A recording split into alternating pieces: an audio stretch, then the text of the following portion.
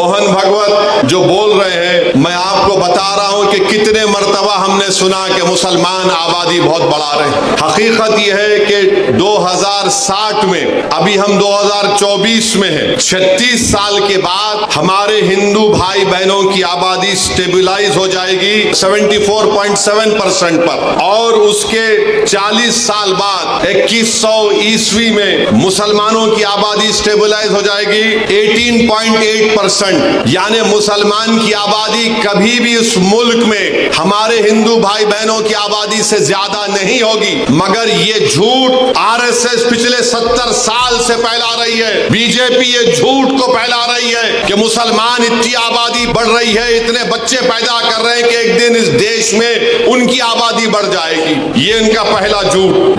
उनका दूसरा झूठ आपको बता रहा हूं। फर्टिलिटी रेट 92-93 में मुसलमानों का 4.41 था। 2019 और 21 में ये नेशनल फैमिली हेल्थ सर्वे मुसलमानों का फर्टिलिटी रेट 2.36 है। माने 92-93 में 4.41 से 2.36 पे आ गया। हमारे हिंदू भाई बहनों का फर्टिलिटी रेट 92-93 में 3.30 था, अब 1.94 है। मगर सबसे ज्यादा गिरावट आई है फर्टिलिटी रेट में मुसलमानों के। और फिर ये लोग बोलते कि हम लोग कॉन्ट्रासेप्टिव इस्तेमाल नहीं करते, माने कॉन्ट्रासेप्टिव को उर्दू में हमल रोकना। आपको जानकर ताज्जुब होगा कि सबसे ज्यादा कॉन्ट्रासेप्टिव मर्दों में यूज करने वाले मुसलमान मर्द हैं। अब आप बताओ, आपका कारोबार चल रहा है मगर आप गाली हमको दे रहे हैं। तो मेरे अजीज दोस्तों और बुजुर्गों, ये बीजेपी और आरएसएस की तरफ से झूठ। और फिर आप मुस्लिम खवातीन भी कॉन्ट्रासेप्टिव इस्तेमाल करती है, डेटा है।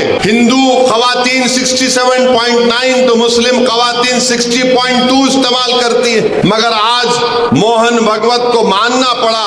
मैं ये बात हमेशा कह रहा हूं कि इस मुल्क में 25-30 साल के बाद एक बहुत बड़ी आबादी ज़ईफ लोगों की रहेगी। बहुत बड़ी आबादी ज़ईफ लोगों की रहेगी। उनके लिए क्या कर रहे हैं बताओ? जब इतनी बड़ी आबादी, मुल्क की आज 140 करोड़ की आबादी में अगर 30 साल के बाद करीब 35-40 करोड़ के करीब बुजुर्ग लोग रहेंगे तो उनके लिए तैयारी आज से करना पड़ेगा। मगर नहीं, उसकी तैयारी नहीं कर रहे।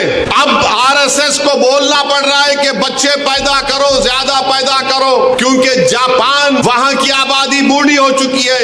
यूरोप के कई ममालिक हैं, उनकी आबादी बूढ़ी हो चुकी है। आज भारत में, जिसको अंग्रेजी में डेमोग्राफिक डिविडेंड बोलते, कि सबसे ज्यादा नौजवान अगर आबादी पूरे दुनिया में है तो भारत